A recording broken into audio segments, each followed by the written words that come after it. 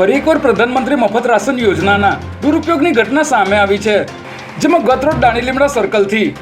મણિનગર તરફ જવાના રસ્તે રિક્ષામાં એક ઈસમ અને એક મહિલા સરકારી અનાજ લઈને જઈ રહ્યા હતા, જેઓને અમારા દ્વારા રોકાવીને તપાસ કરતા રિક્ષામાં સરકારી અનાજની 6 બોરીઓ જણાઈ આવી હતી, જેમાં ચોખા ભરેલા હતા, જેથી અમારા દ્વારા રિક્ષા ચાલકની પૂછપરછ કરવામાં આવતા તેઓએ આ સરકારી અનાજ રેશન કાર્ડ ધારકો પાસેથી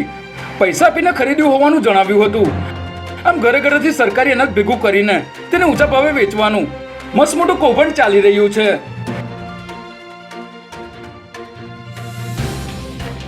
ગરીબોને જ્યારથી મફતમાં રાશન મળવા લાગ્યું છે, ત્યારથી સરકારી અનાજના વેચાણનો ધંધો એટલે કે સરકારી અનાજની કાળાબજારીએ વેગ પકડ્યો છે, જેથી આ બાબતે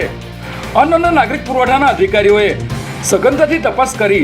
જે રાશન કાર્ડ ધારકો આ રીતે સરકારી અનાજનું વેચાણ કરી રહ્યા છે તેઓના કાર્ડ તાત્કાલિક ધોરણે રદ કરી દેવા જોઈએ અને સાથે જ મફતમાં રાશન આપવાની યોજના પણ બંધ કરી દેવી જોઈએ, જેથી સરકારી અનાજની કાળાબજારી મહદઅંશે અટકી શકે.